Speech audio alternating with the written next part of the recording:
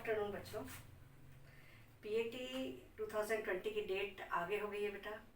We have more than 2 month for our left our preparation. हमें 2 महीने से ज़्यादा का समय बेटा तैयारी के लिए मिल गया है, इसलिए कोर्स को और अच्छी तरह से आपका रिवाइज करा दिया जाएगा। ध्यान रखिएगा, ये सिर्फ रिवीजन क्लास है, इसलिए अपनी तैयारी खुद करके रहिए। आज हम स्टार्ट कर रहे हैं सेल स्ट्रक्चर एंड फंक्शन में। Next topic cell membrane. Nature of cell membrane is कोशिका झिल्ली। और कोशिका झिल्ली का स्वभाव बेटा बहुत बच्चों ने कहा है कि हिंदी के अंदर भी मैडम आप बता दिया कीजिए, तो इसलिए आज आपको साथ में हिंदी में बताया जाएगा। सेल मेम्ब्रेन, कोशिका झिल्ली। और कोशिका झिल्ली का नेचर कैसा होता है? सेलेक्टिवली परमेबल, चयनात्मक पारगम्य।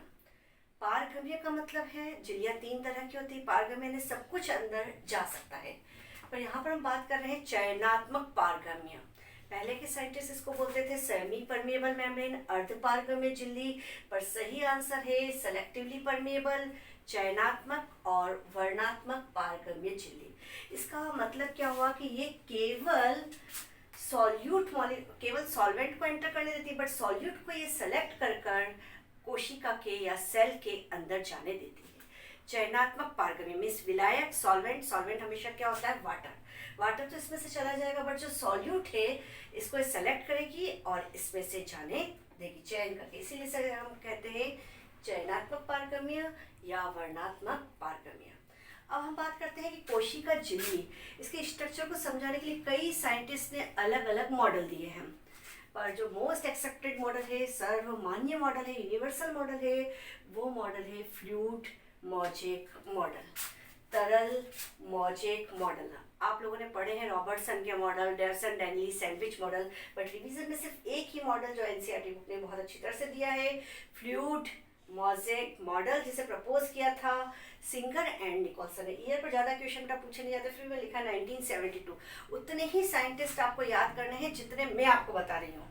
बहुत ज़्यादा साइंटिस्ट, बहुत ज़्यादा है बेटा सेल के अंदर भी, पर वही इंपॉर्टेंट साइंटिस्ट हम आपको याद करने हैं जो मैं आपको बता रही हूँ। तो बात कर रहे थे सेल मेम्ब्रेन का जो मोस्ट एक्सेप्टेड मॉडल है वो कौन सा है? Fluid mosaic model. क्या बताता है ये तरल मोज़ेक मॉडल? इसके अनुसार कोशिका झिल्ली या सेल मेम्ब्रेन किसकी बनी हुई होती है? हम बात करते हैं सबसे फर्स्ट लिपिड की बाइलेयर होती है। लिपिड आपको मालूम है कोशिका झिल्ली का सबसे मुख्य लिपिड कौन सा होता है? फास्फोलिपिड। सबसे मोस्ट एबंडेंट लिपिड कौन सा है? फास्फोलिपिड। आपको मालूम है इसके अंदर lipid, phospholipid, glycolipid, glyco sugar plus lipid and cholesterol. Cholesterol only किससे मिलता है? यूकैरियोटिक कोशिका में। लिपिड द्विस्तरीय होता है, इसकी बाइलेयर होती है, डबल लेयर होती है लिपिड की। इसके साथ में कोशिका झिल्ली बनी होती है प्रोटीन की। तो 3 जो मेन चीज आती है, लिपिड, प्रोटीन और कुछ मात्रा में कार्बोहाइड्रेट भी पाया जाता है। तो हम बात कर रहे थे प्रोटीन की। ये प्रोटीन 2 तरह का होता है, एक होता है इंटीग्रल प्रोटीन यानी कि अंतर्वेशी प्रोटीन, और एक होता है पेरिफेरल प्रोटीन। इंटीग्रल प्रोटीन में जो आंशिक रूप से पार्शली या टोटली जो है वो झिल्ली में डूबा हुआ रहता है, वो प्रोटीन है इंटीग्रल प्रोटीन। और पेरिफेरल प्रोटीन जो सरफेस पर है उसको इजीली पिकअप किया जा सकता है, जो सरफेस के ऊपर लूजली अटैच है वो प्रोटीन कौन सा होता है? पेरिफेरल प्रोटीन या परिधीय प्रोटीन। तो फिर से मैं बात करती हूँ कोशिका झिल्ली किसकी बनी होती है? तो द्विस्तरीय लिपिड यानी लिपिड के 2 स्तर की, प्रोटीन की, और साथ में कुछ मात्रा में उसमें कार्बोहाइड्रेट भी पाया जाता है। गुलाब जामुन मॉडल आपने सुना है कोशिका झिल्ली का। गुलाब जामुन फास्फोलिपिड हो गई, जिसका फ्लूइड नेचर है फास्फोलिपिड का, क्योंकि इसके अंदर है अनसैचुरेटेड फैटी एसिड, इसलिए इसका स्वभाव कैसा होता है? फ्लूइड स्वभाव होता है, तरल स्वभाव होता है। तरल स्वभाव के कारण प्रोटीन के जो अणु है वो भी आसानी से इसके अंदर मूवमेंट कर सकते हैं। डायग्राम देखिएगा मैंने बनाया है, ये कोशिका झिल्ली है। कोशिका झिल्ली के अंदर का जो एरिया उसको हम बोल रहे हैं इंट्रासेलुलर, अंतः कोशिकीय, और इसके बाहर का जो एरिया उसे हम बोलते हैं एक्स्ट्रा सेलुलर, बाह्य कोशिकीय। इसके अंदर ये आपको जो रेड कलर से शो किया है ये क्या है बेटा? प्रोटीन। और ऊपर की तरफ जो आपको दिख रहा है वो क्या है? इसके अंदर शुगर। शुगर मीन्स कार्बोहाइड्रेट, कुछ मात्रा में इसमें शुगर भी प्रेजेंट होती है। तो गुलाब जामुन मॉडल में मैंने आपको बताया कुछ प्रोटीन तो पूरी तरह से अंदर है, मतलब इस स्पेस के अंदर धसे हुए हैं, जैसे गुलाब जामुन पूरा चाशनी के अंदर डूबा हुआ है, और कुछ प्रोटीन जो है वो सतह के ऊपर पाए जा रहे हैं। वो प्रोटीन कौन से हैं? पेरिफेरल प्रोटीन या परिधीय प्रोटीन। तो दो तरह के प्रोटीन की, लिपिड के द्विस्तर की, और साथ में कार्बोहाइड्रेट। ये कार्बोहाइड्रेट किस फॉर्म में प्रेजेंट होता है? ये प्रेजेंट होता है carbohydrate in the form of glycoprotein and glycolipid. ये कार्बोहाइड्रेट में ग्लाइकोप्रोटीन एंड ग्लाइकोलिपिड। और क्या काम करता है कार्बोहाइड्रेट? सोचिए बेटा, कार्बोहाइड्रेट या शुगर का क्या काम होता है? आपको बहुत अच्छा एग्जांपल बताया था मैंने, सेल टू सेल रिकॉग्नाइजेशन, जिसे बहुत बेस्ट एग्जांपल बताया था फर्टिलाइजेशन का। निषेचन के दौरान एग जो होता है और स्पर्म जो होता है, उसमें सेल टू सेल रिकॉग्नाइजेशन कौन करता है? जो सेल मेम्ब्रेन पर प्रेजेंट होता है कार्बोहाइड्रेट। तो अब हम बात करते हैं कि सेल मेम्ब्रेन किस किस फॉर्म में मॉडिफाइड हो जाती है। मैंने आपको इससे पहले प्रोकैरियोटिक सेल पढ़ाया था, जिसे मैंने आपको बताया था mesosome. Mesosome is folding of plasma membrane. और क्या काम करता है प्रोकैरियोटिक सेल में? रेस्पिरेशन, क्योंकि उसमें माइटोकॉन्ड्रिया एब्सेंट होता है। आपने पढ़ा है membrane bound organelle absent in prokaryotic cell. Prokaryotic कोशिका में झिल्लीयुक्त कोशिकाओं का अभाव होता है। तो माइटोकॉन्ड्रिया प्रोकैरियोटिक सेल में नहीं मिलता है, तो उसकी जगह पर क्या पाया जाता है? मतलब कोशिका झिल्ली फोल्ड हो जाती है, उसको हम क्या बोलते हैं? मीजोसोम। क्रोमेटोफोर के बारे में आपको बताया था मैंने। क्रोमेटोफोर क्या होता है? Group of photosynthetic pigment. Bacteria के अंदर या प्रोकैरियोटिक कोशिका में जो प्रकाश संश्लेषी वर्णक का समूह होता है, उसे हम कहते हैं chromatophore. And chromatophore is modification of plasma membrane. Plasma membrane, cell membrane, plasmalemma, biomembrane, सारे किसके नाम हैं? सेल मेम्ब्रेन के। तो कोशिका झिल्ली में आगे हमने इसके फंक्शंस के बारे में और पढ़ा है। जैसे हमने एक फंक्शन पढ़ा है एंडोसाइटोसिस। फंक्शन हमने इसका पढ़ा है एंडोसाइटोसिस, जिसमें आपने पढ़ा है पिनोसाइटोसिस, फैगोसाइटोसिस। यानी कोशिका झिल्ली बाहरी पदार्थों को कोशिका के अंदर लेती है, इसे हम बोलते हैं एंडोसाइटोसिस। एंडोसाइटोसिस में सॉलिड को भी और लिक्विड को भी, दोनों को अंदर लेना क्या कहलाएगा? एंडोसाइटोसिस। और अगर सिर्फ सेल ड्रिंकिंग होती है, कोशिका तरल पदार्थों को अंदर लेती है, तो उसे हम कहते हैं पिनोसाइटोसिस। और यदि सेल ठोस पदार्थों को अंदर लेती है, तो उसे हम बोलते हैं फैगोसाइटोसिस। और ना तरल दिया है और ना ठोस दिया है, तो हमारा राइट आंसर क्या होता है? कोशिका झिल्ली द्वारा, सेल मेम्ब्रेन द्वारा पदार्थों का अंदर लेना कहलाता है एंडोसाइटोसिस। तो ये आपकी बेटा कंप्लीट हो गई कोशिका झिल्ली। आप बोर्ड पर से नोट करना चाहे तो 2 मिनट का टाइम देती हूँ बेटा, आप नोट कर लीजिए। और उसके बाद में हमारा नेक्स्ट स्टार्ट कर रहे हैं हम सेल ऑर्गेनल्स। सेल मेम्ब्रेन के बाद में अब हम पढ़ रहे हैं एंडोमेम्ब्रेनस सिस्टम, अंतः झिल्ली का तंत्र।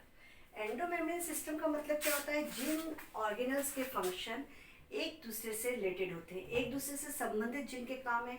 जैसे हम पढ़ते हैं वैक्यूल के बारे में, गोल्जी अपैरेटस के बारे में, लाइसोसोम के बारे में। इन सब के फंक्शन एक दूसरे से रिलेटेड होते हैं, संबंधित होते हैं।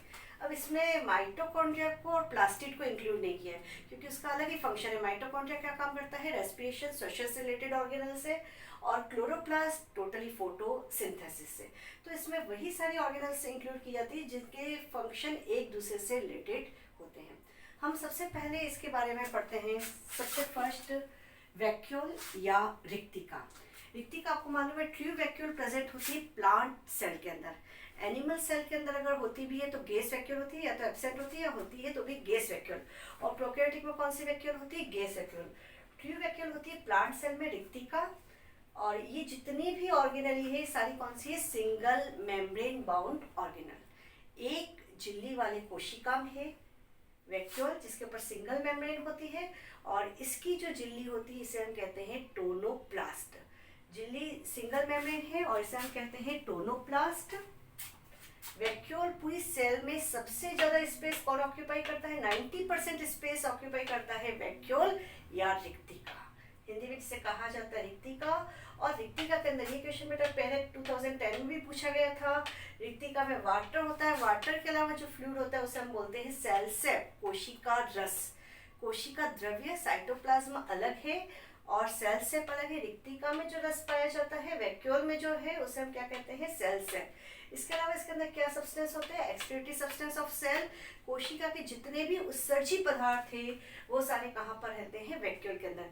इसलिए पूरी सेल का जो ओपी मेंटेन रखता है, ऑस्मोटिक प्रेशर मेंटेन रखता है, वो कौन होता है, रिक्तिका।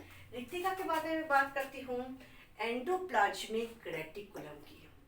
एंडोप्लाज्मिक रेटिकुलम अंतःपद्रवी जालिका जो दो प्रकार की होती है, एक होती है आरईआर और एक होती है एसईआर।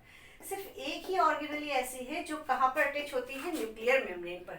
ये मैंने बना रखा है न्यूक्लियस, और न्यूक्लियस में ये जो है ये है न्यूक्लियर मेम्ब्रेन, और न्यूक्लियर मेम्ब्रेन से जो आउटर न्यूक्लियर मेम्ब्रेन है उससे अटैच ऑर्गेनली है एंडोप्लाज्मिक रेटिकुलम।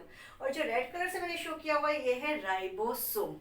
आपको मालूम है रफ एंडोप्लाज्मिक रेटिकुलम, 2 टाइप की ईआर होती है जिसमें आरईआर, रफ एंडोप्लाज्मिक रेटिकुलम। इसे हम रफ क्यों कहते हैं, क्योंकि इसकी सरफेस पर क्या अटैच होते हैं, राइबोसोम। और जहां पर भी राइबोसोम होते हैं, राइबोसोम आपको मालूम है protein factory of cell is ribosome.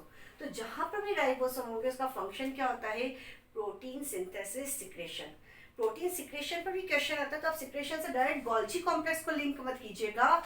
Protein secretion से रिलेटेड ऑर्गेनली होती है RER, protein synthesis and secretion.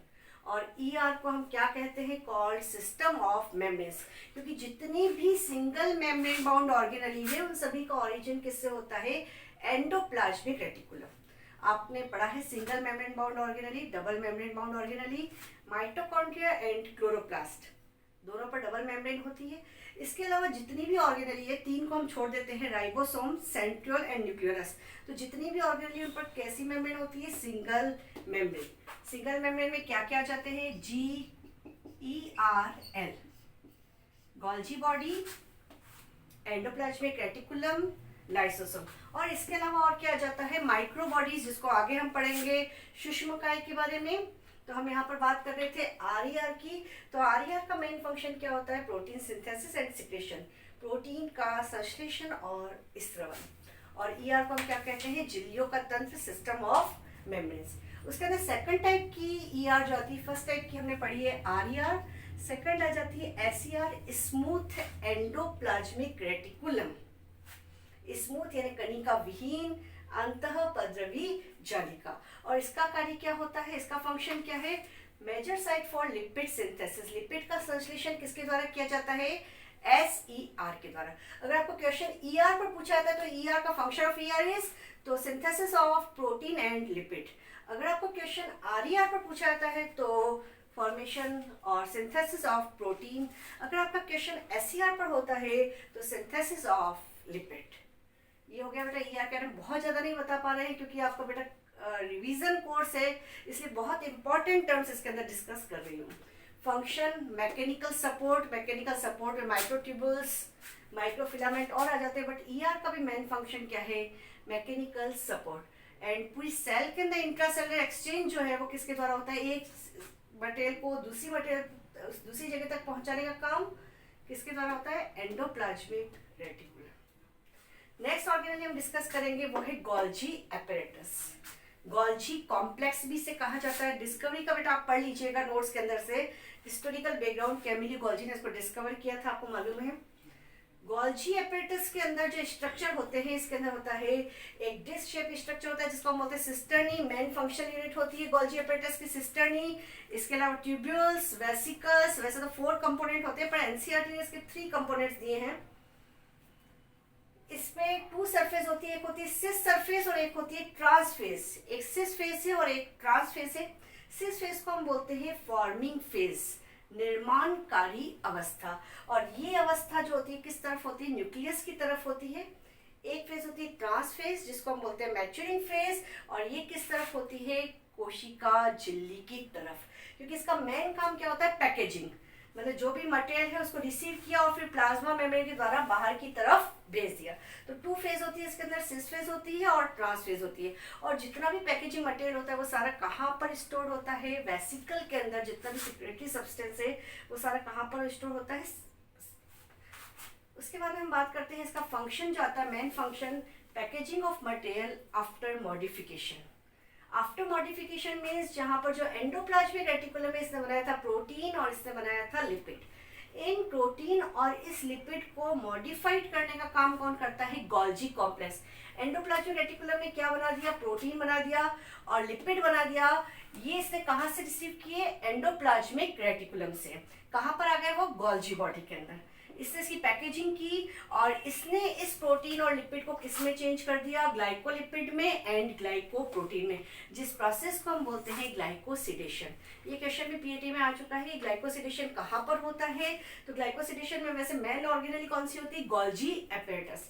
अगर ऑप्शन में गोल्जी एपेरेटस नहीं दिया तो आपका राइट आंसर क्या होगा, एंडोप्लाज्मिक रेटिकुलम। नेक्स्ट ऑर्गेनली हम डिस्कस कर रहे हैं और वो है लाइसोसोम। जहां पर भी लाइसिस मीन्स डाइजेशन बॉडी, जहां पर भी डाइजेशन का काम आ जाता है वहां पर कौन सी ऑर्गेनल आ जाती है, lysosome. Single membrane bound organelle है, वेसिकुलर स्ट्रक्चर है। और लाइसोसोम की मेन चीज है कि इसके अंदर 50 टाइप के कौन से एंजाइम्स होते हैं, हाइड्रोलाइटिक एंजाइम। और ये एंजाइम एसिडिक मीडियम में यानी अम्लीय माध्यम में कार्य करते हैं, pH 5 पर वर्क करते हैं, इसलिए इसे कहा जाता है एसिड हाइड्रोलेज एंजाइम, अम्लीय जल अपघटनीय एंजाइम। मार्कर ये याद दिला जाएगा। नेक्स्ट ऑर्गेनली कोशिकाओं की बात कर रहे हैं, माइटोकॉन्ड्रिया, वेरी वेरी इंपॉर्टेंट। पूरी जो आप प्लांट फिजियोलॉजी में रेस्पिरेशन की यूनिट पढ़ते हो उसके अंदर बार बार हम बात करते हैं माइटोकॉन्ड्रिया की, जब हम बात करते हैं क्रेब्स साइकिल की, जब हम बात करते हैं इलेक्ट्रॉन ट्रांसपोर्ट सिस्टम की, तो सब में हम मेनली किसके बारे में पढ़ते हैं, माइटोकॉन्ड्रिया। पूरी जो श्वसन से संबंधित कोशिकाएं है वो है माइटोकॉन्ड्रिया। इसे क्या कहा जाता है, सेल विद इन सेल। वैसे तो मेन नाम इसका है powerhouse of the cell, common name है इसका powerhouse of the cell. Cell within cell इसे क्यों कहा जाता है, क्योंकि हम बात करते हैं माइटोकॉन्ड्रिया, जब हम इसका डायग्राम बनाते हैं तो आपको मालूम है माइटोकॉन्ड्रिया और क्लोरोप्लास्ट दो ऑर्गेनली ऐसी जिसमें कैसी मेम्ब्रेन्स होती है, डबल मेम्ब्रेन। एक इसकी हो जाती है आउटर मेम्ब्रेन और एक जो इनर मेम्ब्रेन है जिसमें हम शो करते हैं फोल्डिंग्स को, ये है इसकी इनर मेम्ब्रेन। और फोल्डिंग ऑफ इनर मेम्ब्रेन इससे हम क्या कहते हैं, क्रिस्टी।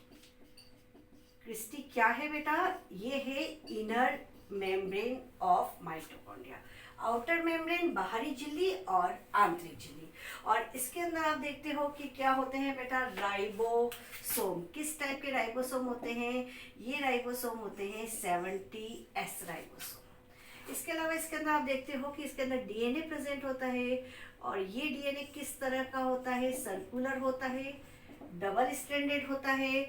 और साथ में इसके अंदर मैट्रिक्स के अंदर आपने पढ़ा है रेस्पिरेशन में, क्रेब्स साइकिल के एंजाइम कहाँ पर मिलते हैं, माइटोकॉन्ड्रिया के मैट्रिक्स में। तो माइटोकॉन्ड्रिया के एक मेन पार्ट हम कौन सी बात करते हैं, ये जो पार्ट है इसको हम क्या कहते हैं, मैट्रिक्स। ये जो पार्ट है ये क्या है बेटा, matrix.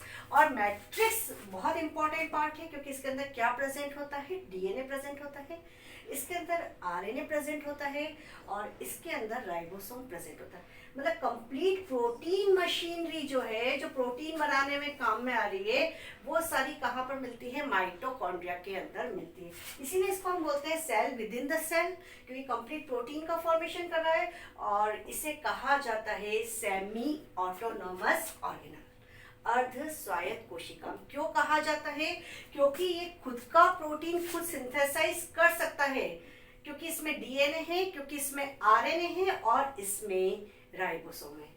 Double membrane bound organelle मैंने आपको बता ही दिया है कि outer membrane and inner membrane. Inner membrane की इनफोल्डिंग को हम क्या कह रहे हैं, क्रिस्टी। ठीक है, और क्रिस्टी का काम क्या होता है बेटा, ये सरफेस एरिया को इंक्रीज कर देता है और इस क्रिस्टी पर लगे रहते हैं पार्टिकल्स। ये आपको दिख रहे हैं टेनिस के रैकेट के जैसे जो पार्टिकल्स होते हैं, इन पार्टिकल्स को हम क्या कहते हैं, F1 पार्टिकल्स। F1 से F0 तक के जिसे हम बोलते हैं ऑक्सीसोम, जिसका ये पार्ट है हेड और इसी हेड में आपको मालूम है ATPase एंजाइम होता है। इसी हेड पार्ट में कौन सा एंजाइम होता है? ATPase। और इसी हेड पार्ट में होती है प्रोसेस ऑक्सीडेटिव फास्फोराइलेशन। बहुत ही इंपॉर्टेंट क्वेश्चन है बेटा, ऑक्सीडेटिव फास्फोराइलेशन क्या मीनिंग होता है ऑक्सीडेटिव फास्फोराइलेशन का? Phosphorylation means formation of ATP from ADP, an inorganic phosphate. तो ATP के फॉर्मेशन को हम क्या बोलते हैं? फास्फोराइलेशन। और इसे हम कहते हैं ऑक्सीडेटिव फास्फोराइलेशन। आप रेस्पिरेशन में पढ़ते हो कि जो ऑक्सीडेशन रिडक्शन की एनर्जी का यूज होकर ADP से ATP का फॉर्मेशन होता है उसे हम कहते हैं ऑक्सीडेटिव फास्फोराइलेशन।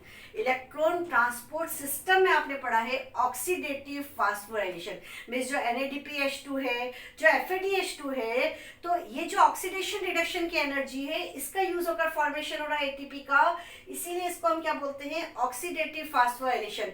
ये प्रोसेस हमेशा कहाँ पर होती है ऑक्सीडेटिव फास्फोराइलेशन की? माइटोकॉन्ड्रिया में, इनर मेम्ब्रेन ऑफ माइटोकॉन्ड्रिया के अंदर। और अगर फोटोफास्फोराइलेशन होता है तो बेटा वहां पर आ जाता है क्लोरोप्लास्ट, क्योंकि वहां पर कौन सी एनर्जी का यूटिलाइजेशन होता है? लाइट एनर्जी का। आपको अच्छी तरह से मालूम बेटा ये चीज। उसके बाद में मेन जब भी फंक्शन आता है माइटोकॉन्ड्रिया का, हम इसे कहते हैं powerhouse of the cell, क्योंकि क्या प्रोड्यूस करता है? ATP। रेस्पिरेशन में हम कंप्लीट पढ़ते हैं एरोबिक रेस्पिरेशन। माइटोकॉन्ड्रिया में ओनली कौन सा रेस्पिरेशन होता है? एरोबिक रेस्पिरेशन, वायवीय श्वसन। ऑक्सीजन की प्रेजेंस के अंदर जो रेस्पिरेशन होता है उसे हम क्या बोलते हैं? Aerobic respiration. उसमें ATP प्रोड्यूस होते हैं, आपको मालूम है 36 और 38 ATP प्रोड्यूस होते हैं। और what is ATP? Adenosine triphosphate, energy currency of cell. Cell को जब भी एनर्जी चाहिए तो एनर्जी किससे मिलती है बेटा? ये फॉस्फेट बैंड, ये जो ATP में एडिनोसिन ट्राइफॉस्फेट, ये जो फास्फेट बॉन्ड होते हैं ब्रेक होते हैं और ब्रेक होकर इसमें से एनर्जी रिलीज होती है, एडिनोसिन ट्राइफॉस्फेट। और एडिनोसिन कौन सी शुगर है इसके अंदर? Ribose sugar. Phosphate group present है इसलिए ATP क्या है? न्यूक्लियोटाइड। ये हम पढ़ते हैं न्यूक्लिक एसिड के अंदर। माइटोकॉन्ड्रिया में जो राइबोसोम होते हैं किस टाइप के होते हैं? 70S। Similarities between prokaryotic cell, mitochondria and plastids. First similarities beta type of DNA and second similarities जो होती है वो होती है 70S राइबोसोम। क्या समानता है प्रोकैरियोटिक कोशिका में, माइटोकॉन्ड्रिया में और क्लोरोप्लास्ट में? तीनों में एक जैसा DNA पाया जाता है और तीनों के अंदर 70S प्रकार के राइबोसोम पाए जाते हैं। Mitochondria double membrane bound organelle, ये दो ऑर्गेनल्स डबल मेम्ब्रेन है। न्यूक्लियस डबल मेम्ब्रेन है बट लार्जेस्ट कंपोनेंट है वो सेल का ऑर्गेनल्स में माइटोकॉन्ड्रिया एंड प्लास्टिड। और second largest organelle in plant cell, plant cell में पादप कोशिका में दूसरा सबसे बड़ा कोशिकांग कौन सा है? माइटोकॉन्ड्रिया। और अगर हम एनिमल सेल की बात करते हैं तो एनिमल सेल में प्लास्टिड एब्सेंट होते हैं, क्लोरोप्लास्ट नहीं होता है।